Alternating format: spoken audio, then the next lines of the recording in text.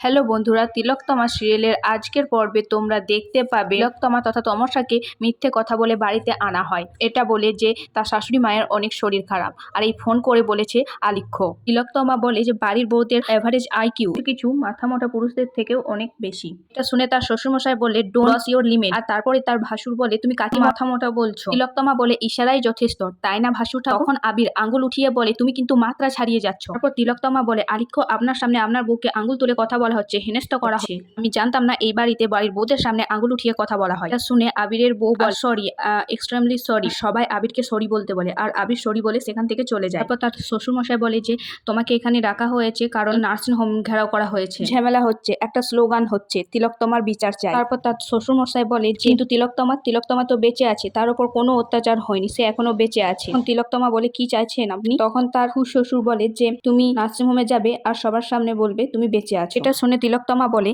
যে তিলোত্তমারা বেঁচে থাকি, তিলোত্তমারা মরে না, যতই মারার চেষ্টা করা হোক। ওরা সমাজে ফিরে আসে বারবার লড়াই করার জন্য। মাফ করবেন, কোন রকম জনতার সামনে আমি দাঁড়াতে পারবো না, আমার পক্ষে সম্ভব না। সবাই তাকে বলে যে দেখো তুমি ব্যাপারটা বোঝার চেষ্টা করো তিলোত্তমা। তিলোত্তমা বলে না, হয়তো সেখানে কাউকে মারা হয়েছে, কাউকে জ্বালিয়ে দেওয়া হয়েছে, কারোর সাথে পাশবিক অত্যাচার করা হয়েছে, আর এখানে তো আপনারা এতজন মহিলা দাঁড়িয়ে আছেন, আপনাদের তো উচিত প্রতিবাদ করা। তারপর তার বৌদি বলে চুপ করো তুমি, তোমাকে একটা উপদেশ দিয়েছেন উনি, এটা তোমার মানা উচিত। এছাড়া ওই নার্সিংহোম তো এবার তোমার, তুমিও তো আলিখ্যর সাথে ওই নার্সিংহোমের মালকিন হবে। তিলোত্তমা বলে মাফ করবে, প্রচুর অসাধুতা, প্রচুর কাঠনামি, প্রচুর প্রতারণা আর পেশেন্ট পার্টির রক্ত চুষে নেওয়া এরকম একটা নার্সিং হোমের মালকিন আমি হতে পারবো না। সরি আলিখ্য, আমি এই প্রস্তাব প্রত্যাখ্যান করলাম। সে সেখান থেকে চলে যেতে গেলে তার খুশাশুড়ি বলে তুমি একটা খুব বুদ্ধিমান মেয়ে, কিন্তু কিছু একটা তো গোপন করছো। তিলোত্তমা বলে যে গোপনীয়তা আপনাদের কাছে আছে, একটু আগে যে একটা ফোন এসেছিল সে ফোনের যে কথোপকথন সেটা বলার সাহস না আমার শ্বশুরমশাইয়ের আছে, না আমার খুশাশুড়ির, না আমার ভাসুর ঠাকুরের। আলিখ্যর বোনরা বলে যে তুমি এইভাবে গুরুজনদের অপমান করছো, এটা কিন্তু এবারই শিক্ষা নয়। তখন তিলোত্তমা বলে তাহলে কি শিক্ষা?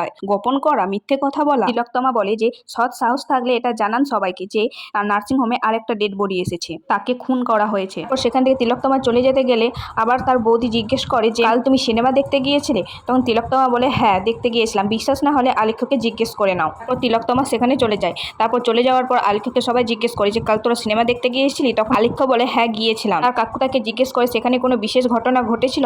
আলিখ্য বলে না তেমন কিছু ঘটেনি, তবে একটা ঘটনা আমার খুব আশ্চর্য লেগেছে। এটা বলে সে সেখান থেকে চলে যায় নিজের রুমে। আলিখ্য রুমে গিয়ে ঐশীকে ফোন করে আর জিজ্ঞেস করে সিনেমা হলে আমি তিলোত্তমাকে পপকর্ন দিতে গেলাম, তুমি আটকে দিলে, হাতে পপকর্ন দিয়ে এলে, তার বেশ কিছুক্ষণ পর তুমি এসেছিলে, কি হলো উত্তর দিচ্ছ না? তখন ওই পাশ থেকে ঐশী বলে হ্যাঁ একটু সময় লেগেছিল। আলিখ্য বলে ও যেখানে বসেছিল ওখানে এতটা সময় লাগার কথা নয়। তখন ঐশী বলে ওই আর কি, আমি একটু খাচ্ছিলাম দাঁড়িয়ে।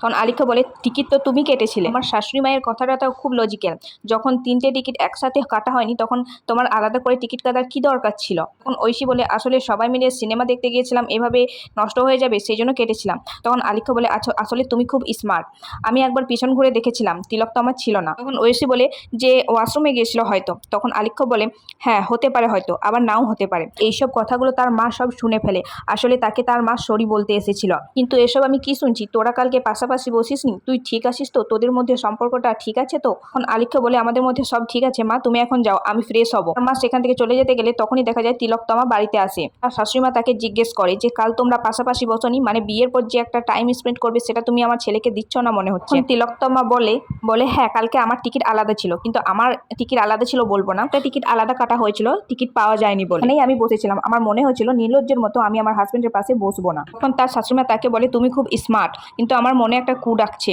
তখন আলিখ্যর বোন বলে কি কু ডাক? আলিখ্যর মা বলে মনে হচ্ছে আমার আলিখ্য স্ত্রীর সঙ্গ থেকে বঞ্চিত।